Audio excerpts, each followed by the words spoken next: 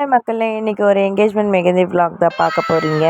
Location பார்த்தீங்கன்னா, நம்ம எண்ணூர்ல. So நானும் பழவேற்காடுலேருந்து எண்ணூர் வந்துட்டு குழந்தைங்கள எல்லாரையும் அம்மா வீட்ல விட்டுட்டு நானும் பிரைடலுக்கு கிளம்பிட்டேன்.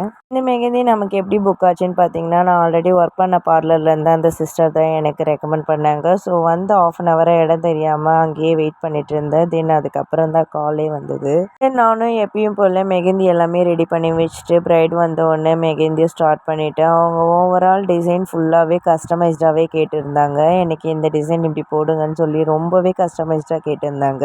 நானும் ஓவராக ஃப்ரண்ட் கவர் பண்ணிவிட்டு நெக்ஸ்ட் ஹேண்டு பாதிக்கிட்ட முடிக்கிற நேரம் கரெக்டாக அவங்க மம்மி ஒரு டீ ஒன்று போட்டு கொடுத்தாங்க. ரொம்ப சூப்பராகவே இருந்தது. அதை குடிச்சிக்கிட்டு அப்படியே நானும் இயற்கையை ரசிச்சுக்கிட்டு பேக்கை ஃபினிஷ் பண்ணி முடிச்சிட்டேன்.